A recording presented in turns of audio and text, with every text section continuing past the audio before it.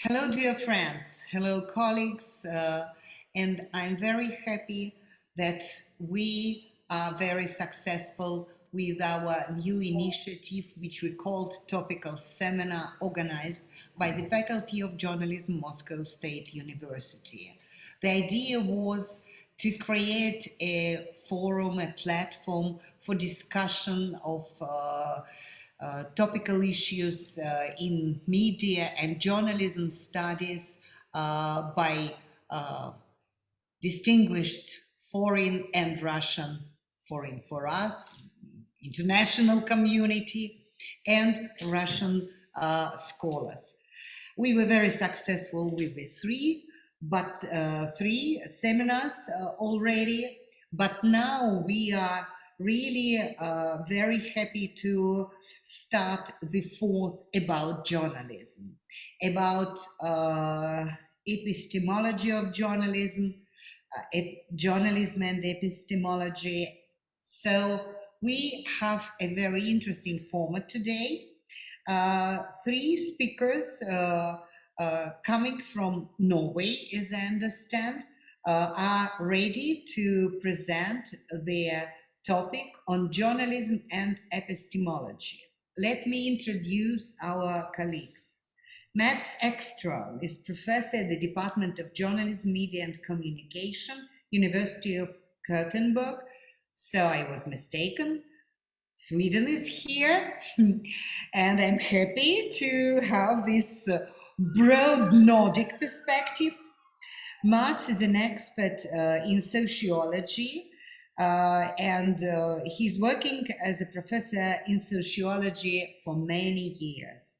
His research focuses on journalism, media, discourse, conversation, institutional settings, and political communication. Currently, Professor Ekstrom is engaged in multiple fascinating research projects dedicated to various topics such as role of media information, articulation, and public perception of political views, the process of political socialization, and as a part of the project, he has been working together with Amanda Ramself and Professor Oskar Wendlandt, who are also speakers for today.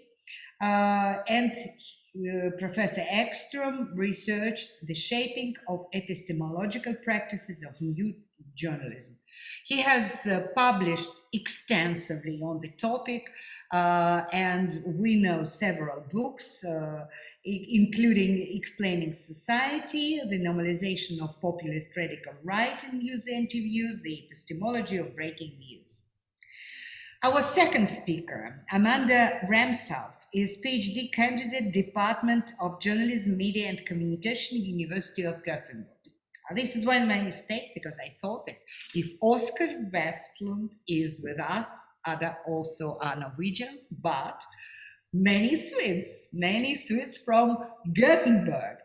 However, this is very good to have the truly international team today.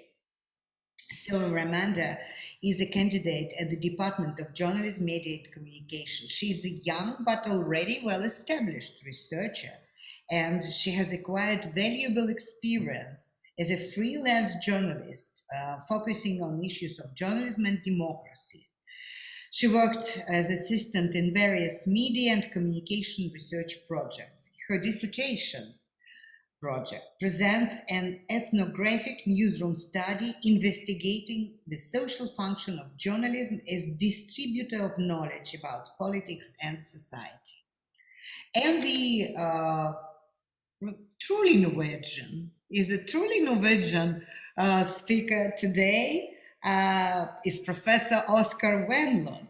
He's a cross-disciplinary researcher with academic background in journalism, media, and communication. He is a professor of the Department of Journalism and Media Studies at Oslo Metropolitan University, where he leads Oslo Met Digital Journalism Research Groups. Also, he's partly associated, I hope not fully, with Sweden, Gothenburg, and he is a lecturer and researching numerous national and international projects. He holds an appointment of adjunct professor at Boulder University College. We know Oskar as a brilliant editor-in-chief of one of the most popular academic journals. But beyond this, he is very well known for his research in journalism, media management, and news consumption. Also, he is a researcher of social media platforms, non-proprietary and proprietary to news media. So we have a distinguished group today to speak, and I think our usual time limit, 15 minutes, could be expanded until 20 minutes, because there are 3 speakers and they need somehow to organize the talk. So you are free to present your views from 15 to 20 minutes. Please, the floor is yours. Thank you so much. So what we will do is actually to present the joint work on epistemology, and we will present some results from various case studies we have performed. And I will start to give some information about our general theoretical approach. So you can, next slide. As you might have noticed, the concept of epistemology has been more and more frequently referred to in journalism studies, but perhaps that is because the truth is really on the agenda and also related to transformations in the production and circulation of news. We have developed a distinctive approach on epistemology and in news journalism, and applied this in a series of different empirical studies. So a few notes.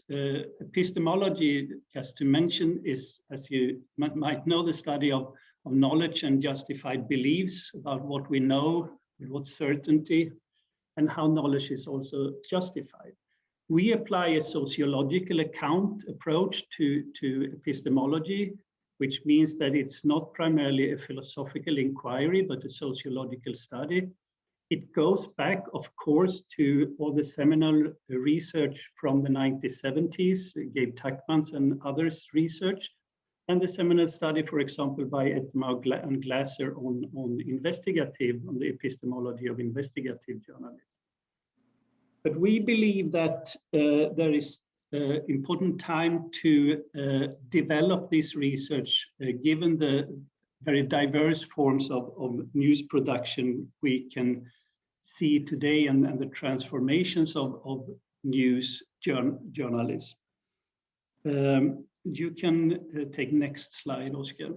We have developed a conceptual framework. It's not particularly innovative and is in itself, but we believe that given the various ways in which epistemology is referred to in the literature in the study on news journalism, it is important to have a distinctive approach, and we have applied this in a number of empirical studies. So we understand the epistemology of news journalism being about various forms of knowledge and truth claims, and how both truth claims are articulated but also balanced in different forms of news journalism.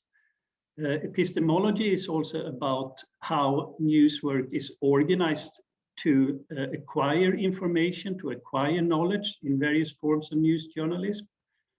And perhaps most important and most often emphasized in the literature, the various practices of justifying knowledge and truth claims within various forms of news production, and the standards applied in the justification of knowledge.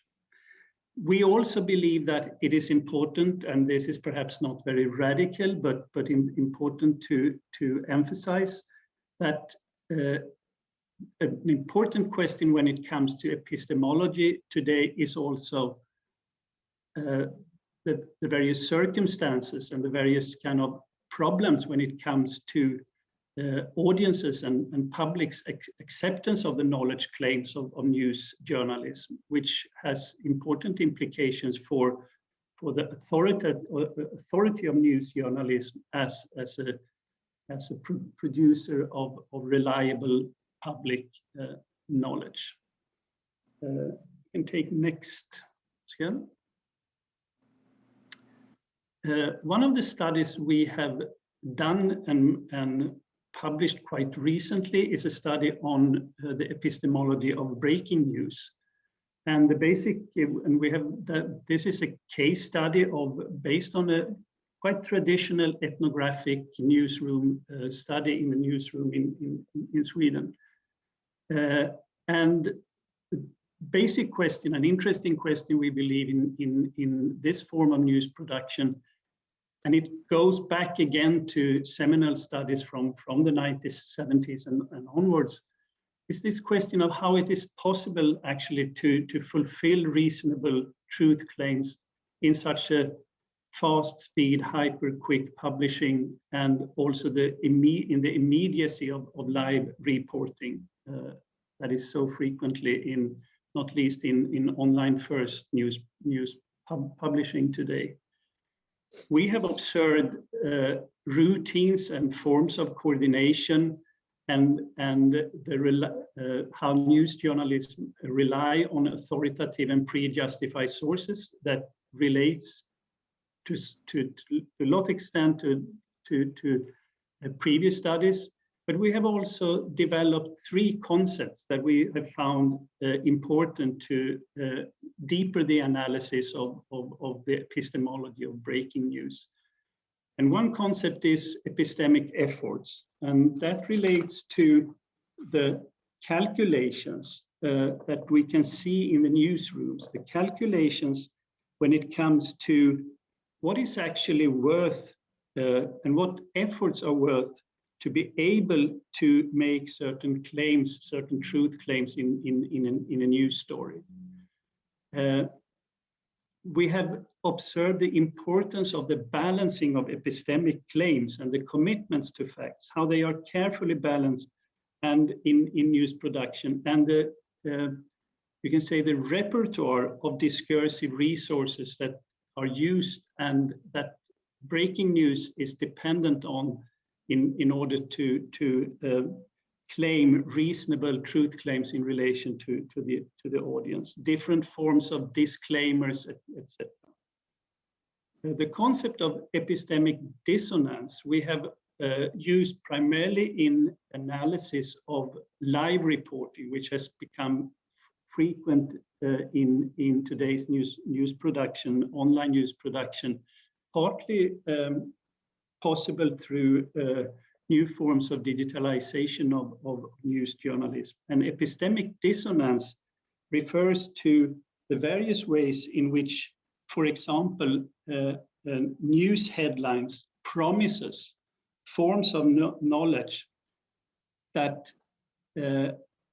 is not possible for the news producers to kind of fulfill in the reporting on location, where reporters don't have much to tell about the events and the live moments promises to the audiences. Now I shift over to Oskar. Thank you, Mats, and thank you for your kind invitation for us to participate in this prestigious event series that you're hosting in Moscow. We're very pleased to have the opportunity to meet with you, colleagues. Mats have introduced our frameworks and theoretical grounding in some of the empiric work we've done in our research project, and as part of that, we extended our conceptual framework into a review and conceptualization of how epistemic work relates to proprietary and non-proprietary platforms. So we problematized how news media institutions and journalists engage on proprietary platforms which they control, such as their newspapers, radio stations, television sets, websites and applications, but also in relation to non-proprietary platforms, platforms that they do not control the distribution of. And whereas there has been, by tradition, a strong link between epistemic practices of producing news and the distribution, there has been a dislocation relating to power dependencies, where news publishers have become dependent increasingly on social media platforms such as Facebook and Google and so forth. And in this article, we are guided by the overall question: how are the epistemic claims of news journalism and the practices of justifications affected by news journalism's increased dependency on social media platforms? And we make a systematic analysis of the literature and the ongoing developments. And we find this a very important area as we're trying to pursue different forms of journalism, different forms of digital journalism, and also the role of participation. In our project, we have, as Mats introduced, looked at live, and we are now working more specifically on a project focusing on data journalism and epistemology. This is a project that is research in progress. So we're currently developing our paper here. So we're very eager to get some feedback from you eventually on this endeavor. In short, in setting the context, we can see that data journalism is a tradition with roots in social science methods and so forth.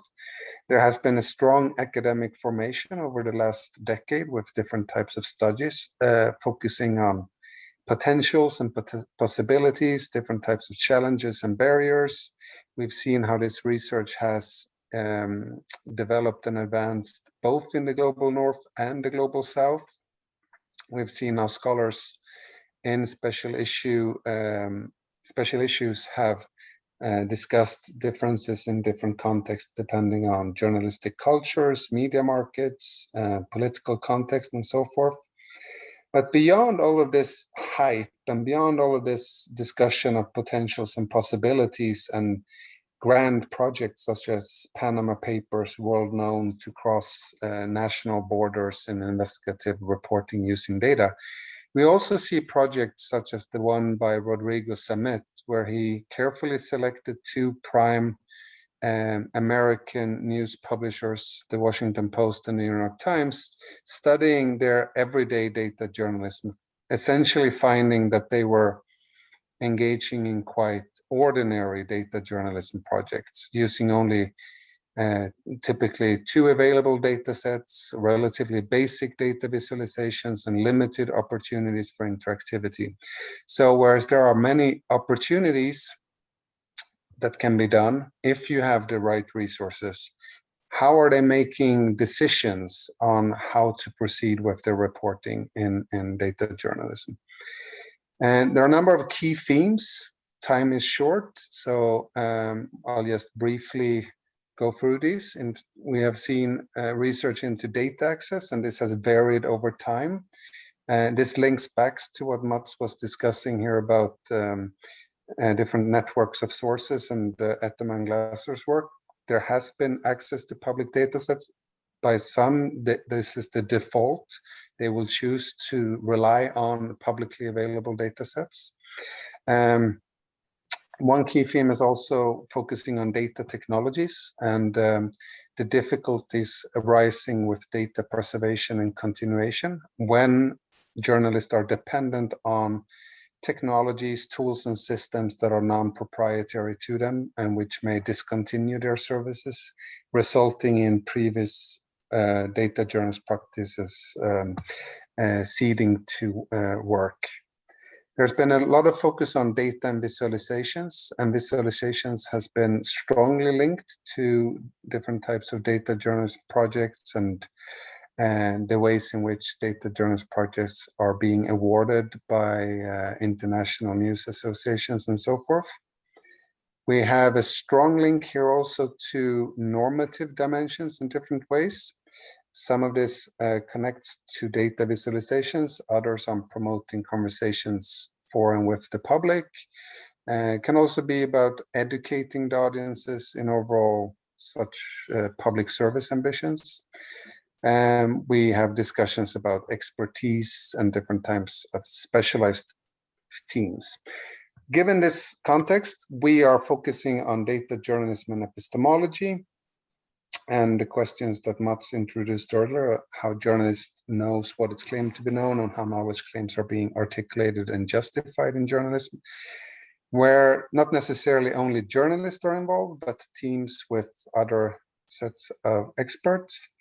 And in this area, we find, whereas there are a lot of emerging studies on different epistemologies of digital journalism, there are a few that have taken a more holistic approach to data journalism. Among exceptions include Eddie Borges-Ray, very prominent scholar from Venezuela, now working from the Middle East, and his analysis of some of the other relevant works by Coddington, Ginnell, Paris, and Vormer.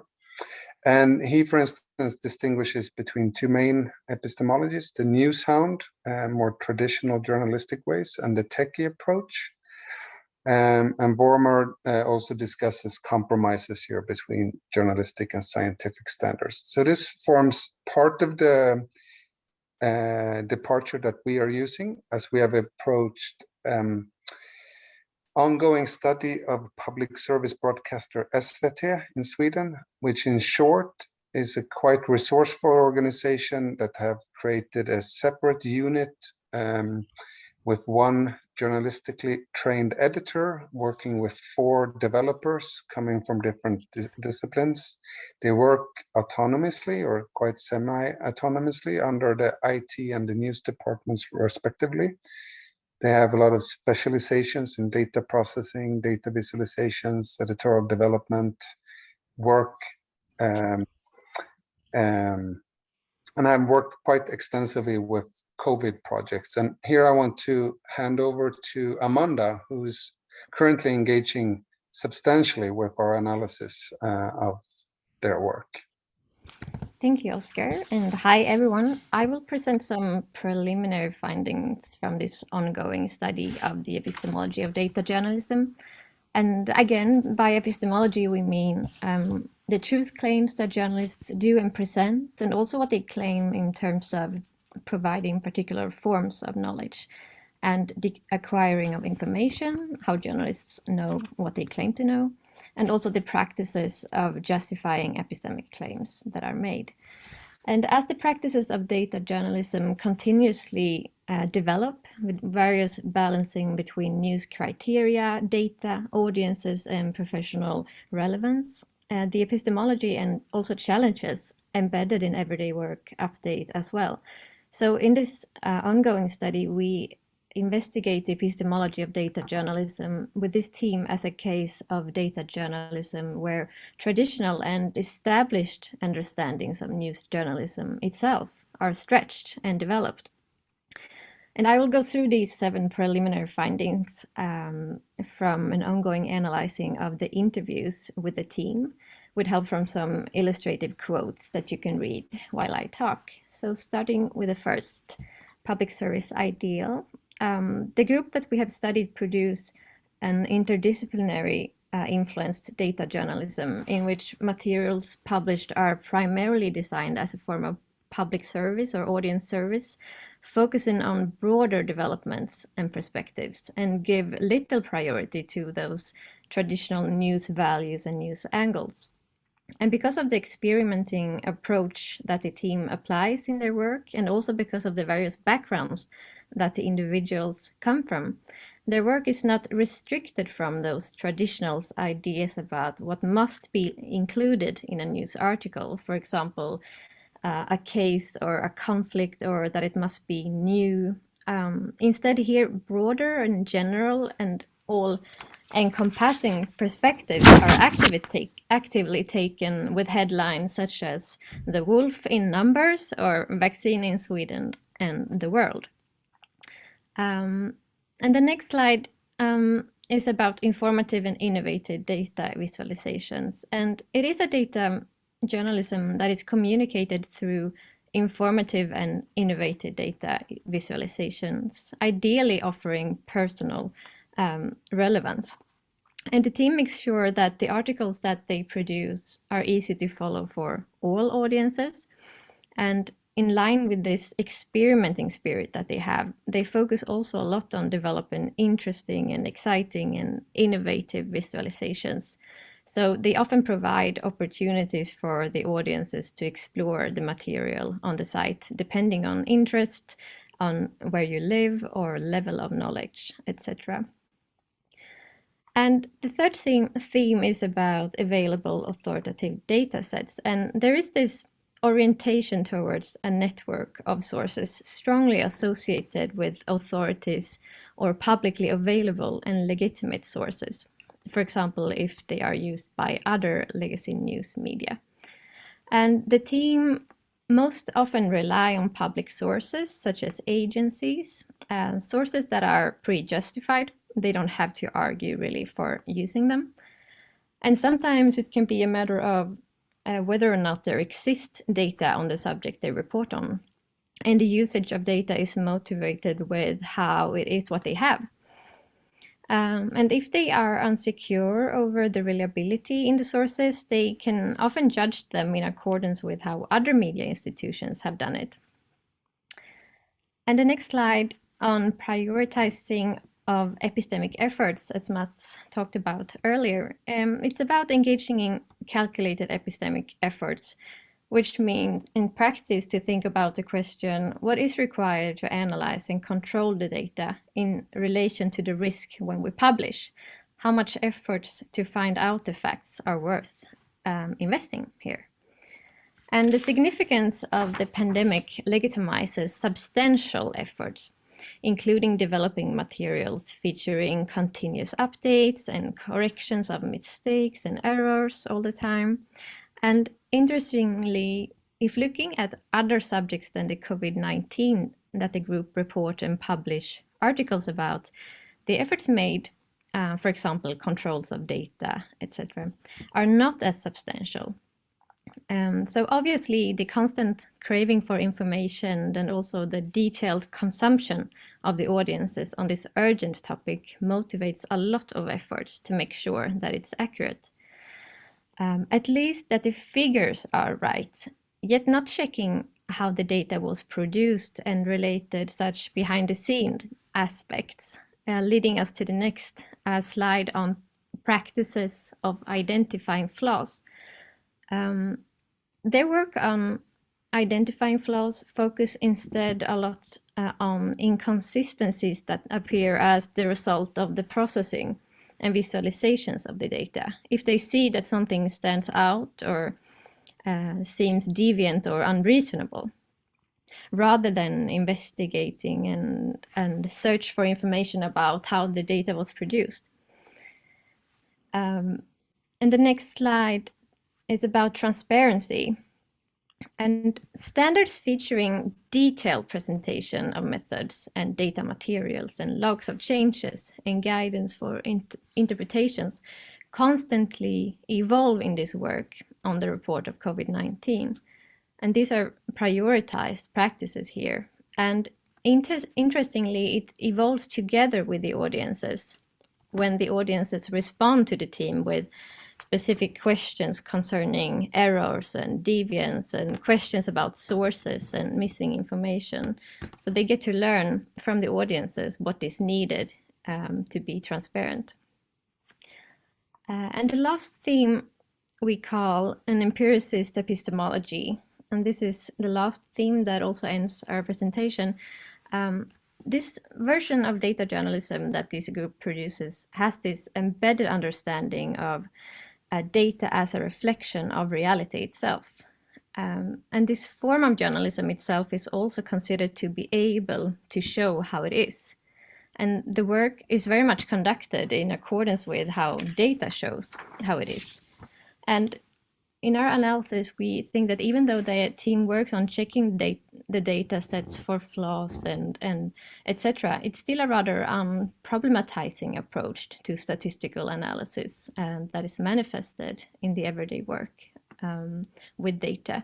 For example, with routinized usage of categories from data inserted directly into articles, or claiming of causal relationships when aspects simply correlate, for example. So that was the last theme, and I stop here, and we thank you all very much for your attention. And we leave for you here a slide with a selection of publications within this project of journalism and epistemology. So thank you so much. Thank you very much. This is really a theoretically deep, well-grounded paper with very many innovative approaches. Thank you so much. I need to make a photo of your publication to keep this for my also further thinking. And I'm very happy to pass the floor to my colleague, Maria Anikina, who is Associate Professor at the Chair of Sociology of Mass Communication and the Faculty of Journalism. She is also the curator of the Master Program Scientific Journalism and Communication.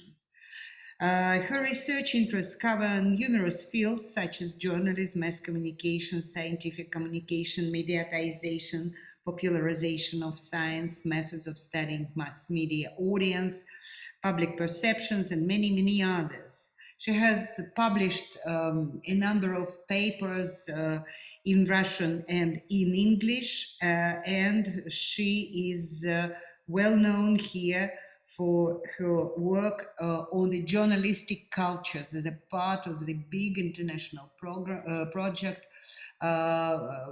led by Professor Thomas Harnich. So Maria, the floor is yours. You have 15 minutes. Thank you very much. Let me start my presentation. Is it okay, the presentation? I hope it works.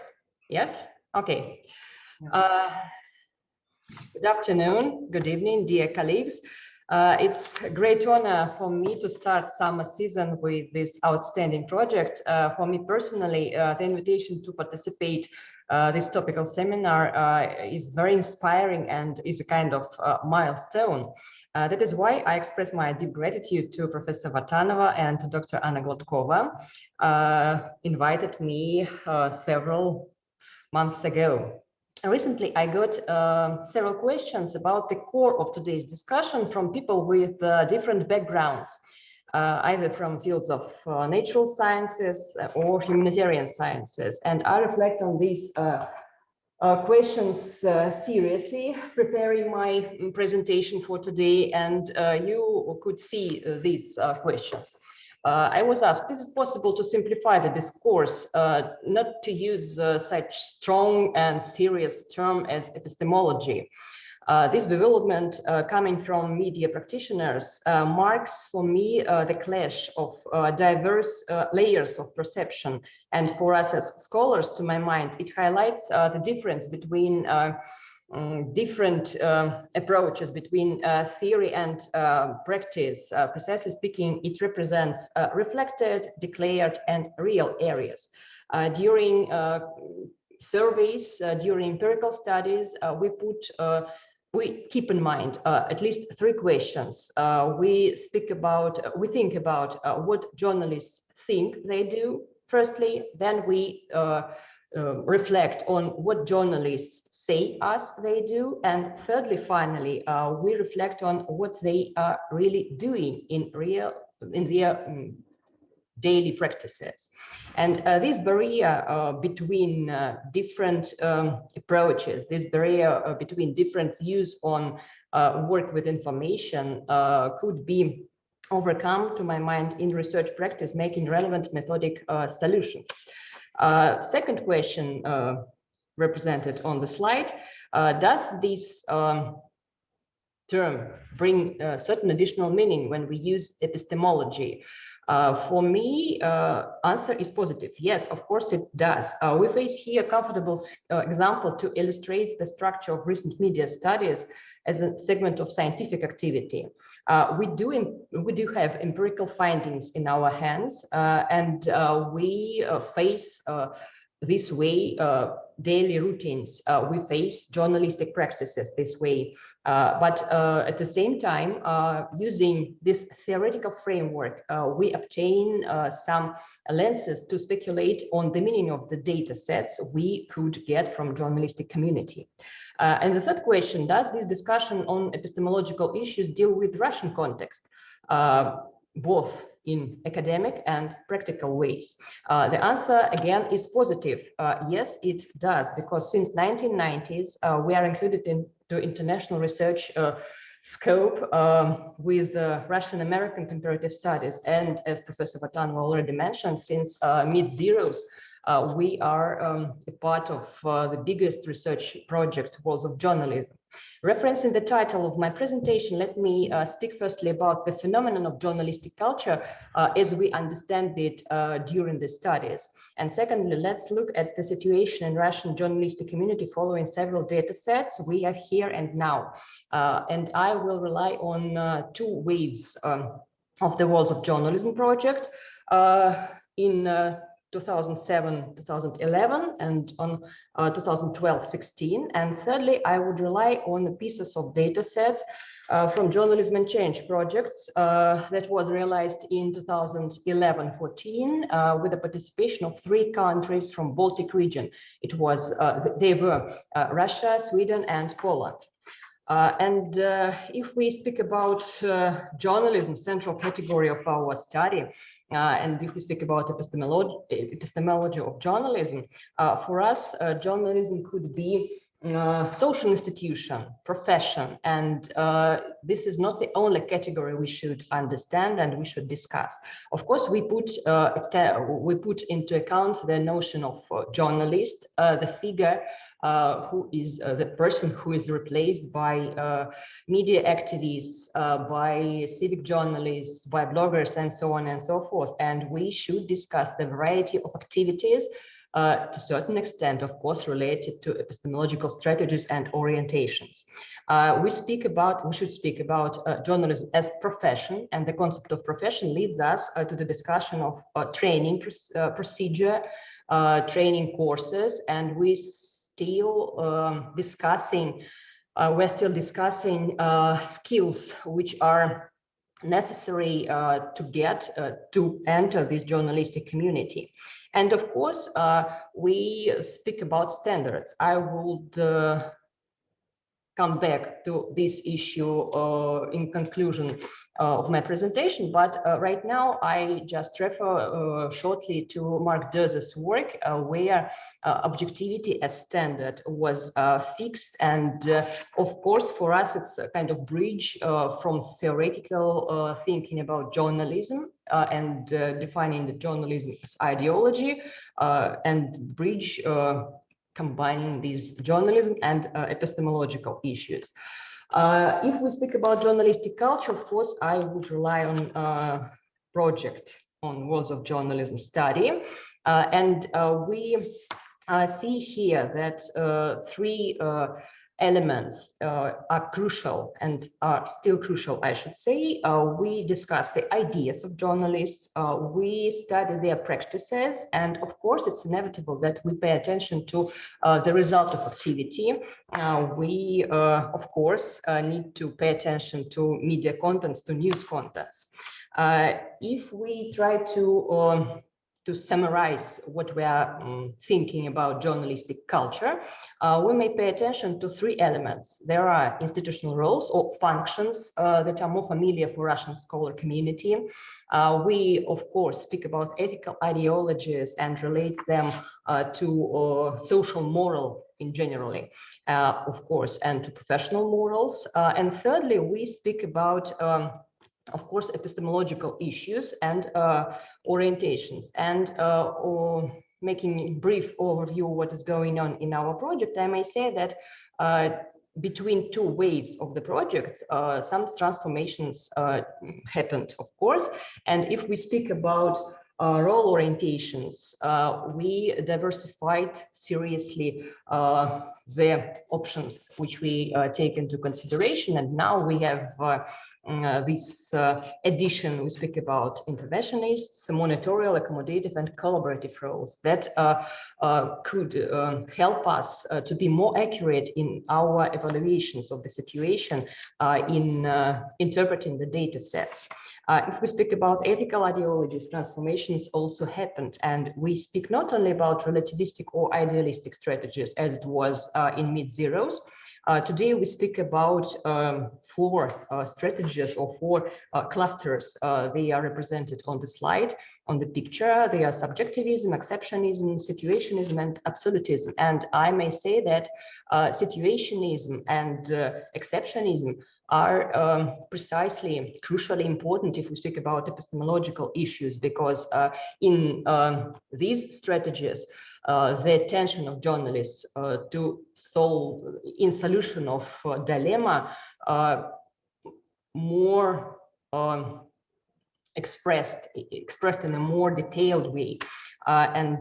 We could discuss here for Russian context, for Russian situations, such phenomena as individual ethics or situational ethics. And finally, if we pay attention to epistemological issues, we see objectivism and empiricism that my colleagues already mentioned in their presentation. We may say that objectivism marks the distinction between two fundamental beliefs. One claims the existence of an objective truth out there can be reported as it is. The other, that news is an inevitably subjective representation of the world. And empiricism, that already was mentioned, refers to relative weight given to an empirical justification of truth, emphasizing observation, measurement, evidence, and experience. And if we speak about real situation, I dare presenting you several pictures and several tables built on the base of data sets of projects I've already mentioned. And I may pay your attention to the situation with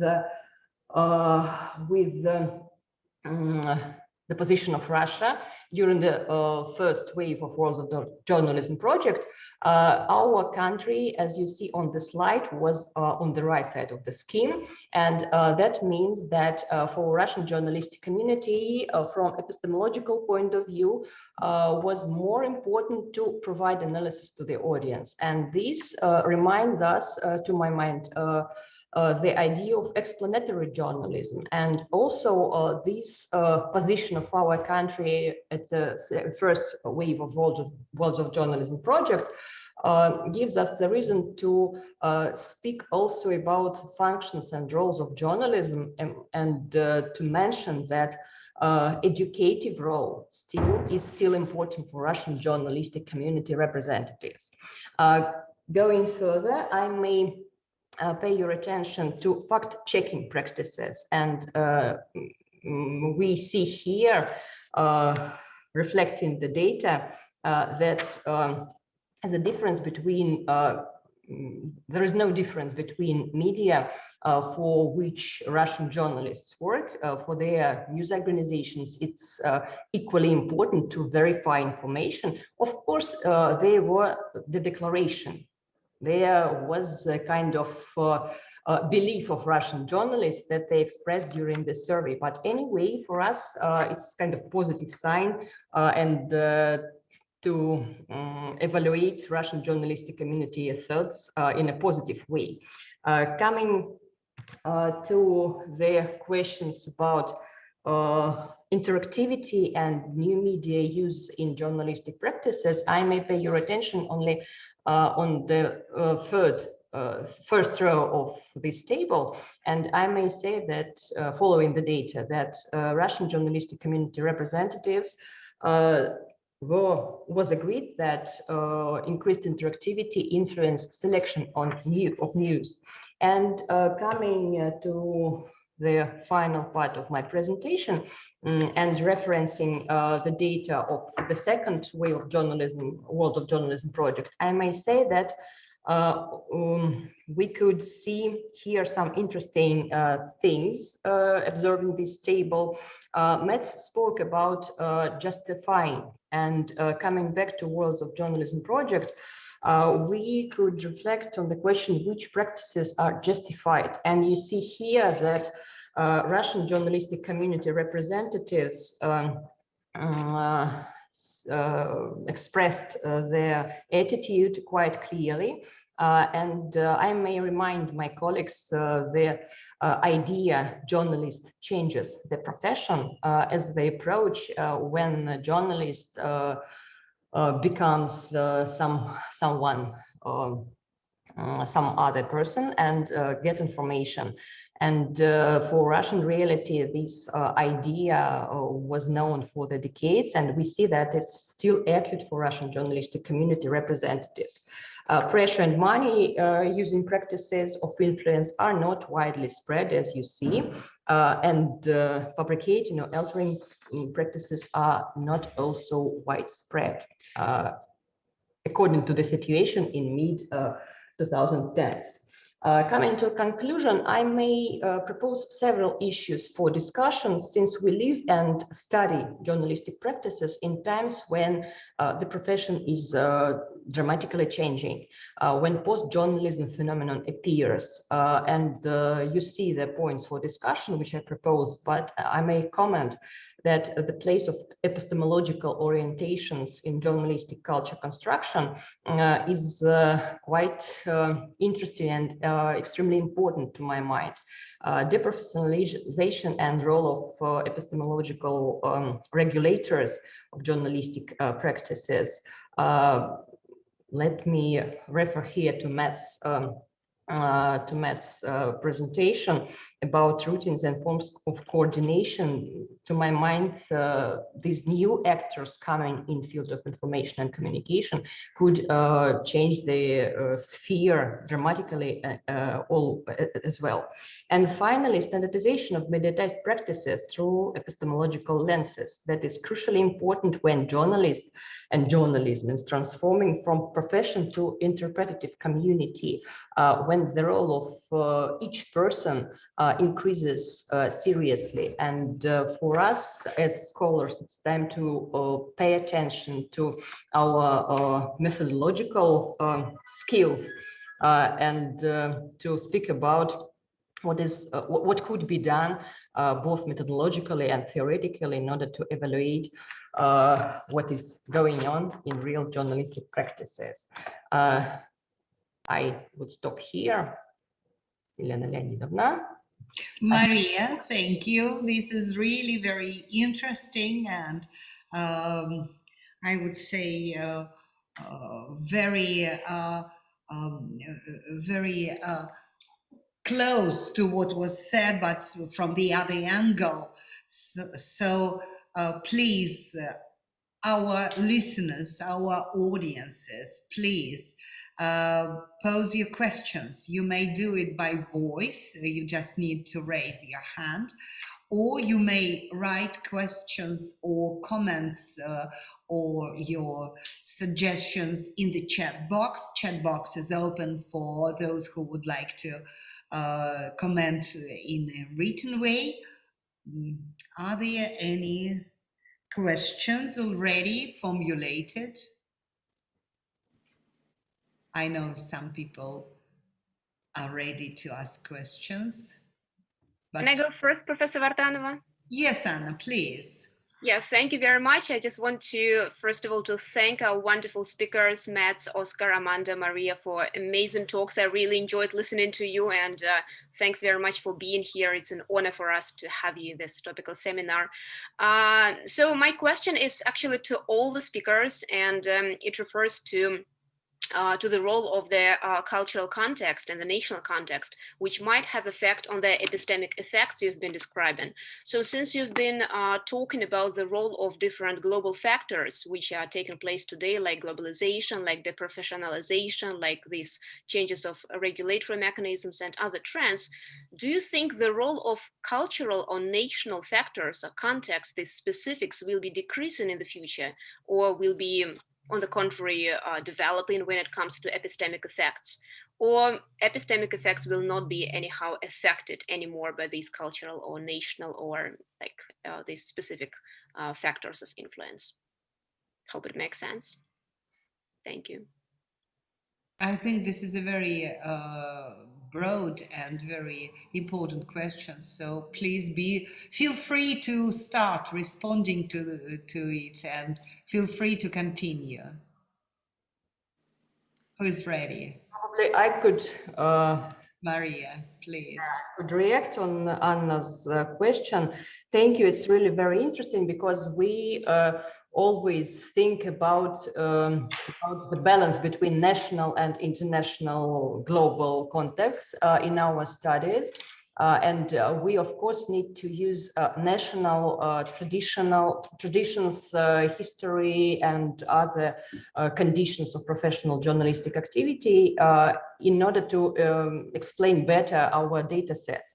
But thinking about your question, I dare paying attention to trust issue because for journalism, for media sphere, today it is crucially important to keep or to refresh this idea of trust. And national specifics in terms of epistemological orientations could be related, to my mind, seriously to these trust issues. Russian data sets let us speak about the trust to colleagues, the level of trust to colleagues, which is much more higher than a level of trust to any other social institutions. And in this situation, to my mind, this national specifics, this nationally specific factor could be influencing epistemological orientations and the discussion of the epistemological issues and standards of journalistic routines. Are there any amendments, any comments, continuation of this discussion, please? Yeah, okay, Mats. Mats, and then Oskar, you also want Yeah, okay. I mean, it's a very important but also very broad question about the cultural context. But one way to reflect on this is that I would say that there are, on the one hand, a number of kind of practices in journalism that goes cross-culture. I mean, when it comes to, for example, practices of verification, I guess you will see them across cultures. But there are also other aspects. I mean, if we consider, for example, this issue about the extent or the conditions under which audiences in different cultural contexts actually accept or reject the knowledge claims in news journalism, I think we would see important differences. I mean, based, for example, on aspects of trust in institutions in general and in news journalism in particular. So, Oskar, please. Yeah. Let me feed in. It's of course a very good question that Anna raises, and Anna is known for having lots of expertise in doing comparative research, and obviously Maria has a very excellent research track going also with the Walls of Journal Study, and I hope that you're deeply involved in the new data set that's being gathered as we speak. Our project is a small project. It's only focused on Sweden. So we're more from a perspective of our literature review, trying to position the study. And as Mats said, there are common denominators that are key. In some aspects, it's very important, of course, to recognize that we have what we would say in Scandinavia, a well-functioning public service broadcasting system, well supported, have been given more public financing. Quite importantly, and has been raised in other data journalism projects, such as by Eddie Borges-Ray, there are cross-cultural differences in terms of freedom of speech and access to public data sets. So in Sweden, the journalist can work under the assumption that public authorities will provide them with data. Yet we find from our study the way that they do provide them the data is not necessarily the way they want the data. And in some cases, even in a country like Sweden, we encountered areas where specific municipalities were providing the data, I believe, in PDF or other formats than required, and that the others provided. So we can stumble into very different practices even within one cultural context. But there are certain assumptions, and here we have seen in data journalism research, for instance, from Italy and from Africa, that the access to data and the acquiring parts, and where you can assume that you can work with data being accessed, is a key difference across different cultures. And yeah, but we are sort of navigating the terrain how we can understand our specific national small study. Thank you. Very interesting responses to the question. I see the hand raised by our traditional guest, Apollinaire Soldatova. Apollinaire, please ask your question. Thank you. First, I would like to say thank you to Matt, Oskar, Amanda, and Anna for these beautiful, fascinating presentations. And as all speakers have mentioned, the idea of fake news, I have like a small question about this theme. How do you think, is it necessary nowadays to create a unique like institute in each country which will organize a total control if we're talking about fake news, obviously? And if you agree with this idea, which media companies should be touched by this institute? All levels concerning advertisement and such media companies like Disney, or only like traditional media platforms? Thank you. You have any specific presenter whom you address your question, or is just all the speakers? All the speakers. Please. Well, I'm not sure. If I may take the opportunity to respond, I'm not sure what your idea of a specific national center for controlling fake news is, but I would say no. There are a few countries, Singapore, Germany, India, I believe, that have tried some regulation of fake news. In EU, it's of course been discussed by the high-level expert group in terms of disinformation, and the platform companies are nowadays required for more transparency. But we have lots of nuances of fake news as we think of it as a genre in which actors intentionally produce disinformation with the intent for political or economic reasons to disinform others. But as an outsider, it's very difficult to determine whether this was the intention or if it's some form of misinformation. And misinformation is something we can apply the label also to those with good intentions, such as journalists who are not having time to engage in verification practices, etc. And sometimes by platform companies being labeled as such until they make their corrections and so forth. It's a really difficult terrain here. And there are different forms of fake news with satire, etc. So I'm not sure exactly what you're looking for, but I'd say that the problem is much larger than having one institution to control it. Thank you. If I'm Thank you. I see also one more raised hands. Guy Tuckman, please. The floor is yours. I'm going to ask a very naive question. And that is, when reporters report as truth something that they know is a lie, and if you can talk about that phenomenon, not simply the matter of how good the data is. The data may be fantastic, but the reporters may know that the data is wrong. What bothers me, and this is why it's naive, is how long it took the American news industry to call Trump a liar. One can watch the development of calling him a liar until it becomes a common practice. But I still don't understand how or why calling him a liar began and came to be. And I find it particularly problematic because I can think of examples that I observed where reporters called something that a reliable source told them that was correct a lie. That is to say, just the opposite. It just bothers me. So I wondered if anyone could talk about it.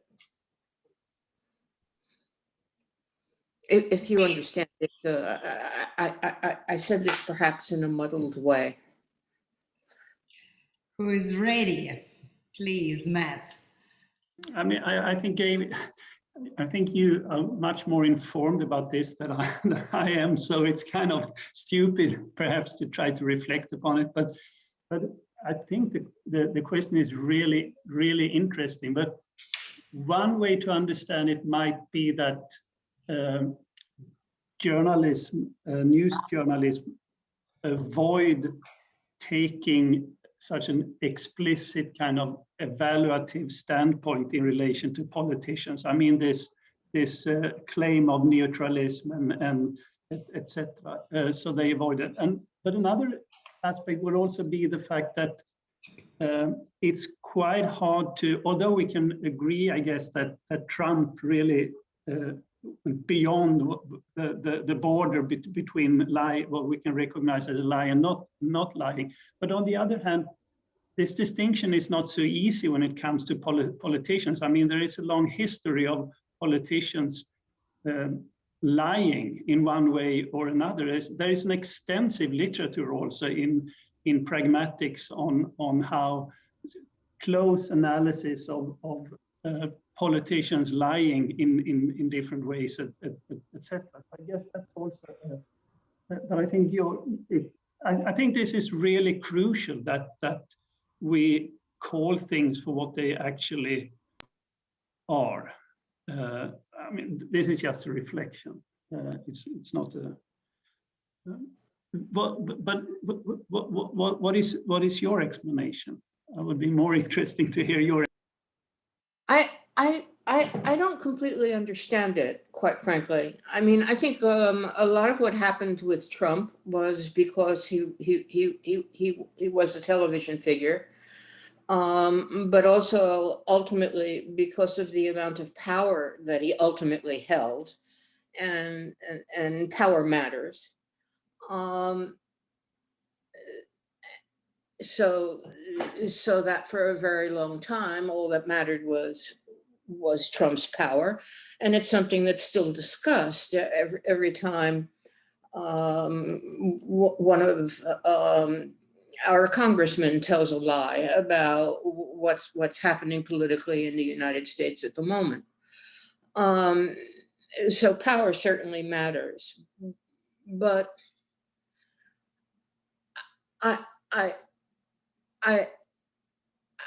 I also have had in the past been impressed by how much journalists themselves, or people who deal with news themselves, believe what their neighbors think, and that for me becomes a real problem, because frequently what their neighbors think is simply not true. I can give you two examples from long ago of what I mean. One comes from one of my colleagues. It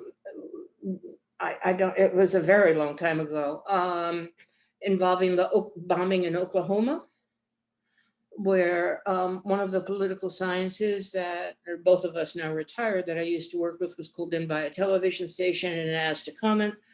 And everybody in the newsroom was talking about, all the journalists who were interviewing him insisted that the bombing had been done by an Arab, a Muslim, it was foreigners. And my colleague insisted that it was probably done by a right-wing American. And they dismissed everything that he said, stopped interviewing him, and never asked him for an interview again. And obviously he was the person who was right. The other example I think I published once, and that was when Martin Luther King was assassinated. And someone called one of the most important cardinals in the United States, who said that he thought that Martin Luther King should be beatified. And the Catholic men in the newsroom decided that the cardinal was on drugs because they knew he was ill. And nonetheless, the cardinal said that. And they called back until they could get a PR officer who would say what they thought, that the guy had to be nuts. He couldn't be, where he had to be on drugs. And it strikes me that problem of what the neighbors think is at least as important as the problem of what the audience thinks. I mean, the two are obviously related, but that's as far as I can ever get. That is, I don't think I've just given a good explanation. Thank you, Guy. This is really an interesting and important contribution to our discussion, which is going to be finished because we plan our topical seminar for 1 hour, and we are happy that our audience is very tolerant and stay with us some more minutes. However, it's clear that today's seminar, though it was really theoretically very, very concentrated, was very successful and interesting. The end of the academic year is not easy for all of us, and we are a bit exhausted. So we are happy that our seminar was well accepted. And we are happy to announce as well that we continue this experience, that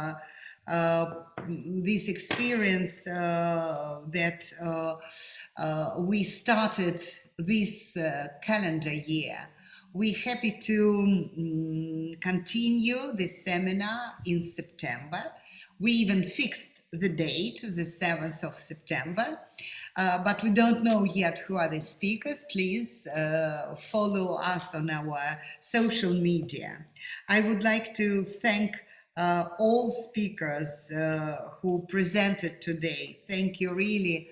We are very lucky to have such brilliant researchers with us. And also, I would like to thank our traditional partners, International Association for Mass Communication Research, AMCR, especially Digital Divide, and authoritarian, post-authoritarian working groups. Also, I would like to say that our partner is NAMI, Russian National Association for Mass Media Research. We use still mass media, although we understand how changes are coming, how big changes are coming. So Thank you all very much. Thank you, friends, colleagues. Thank you, students, professors.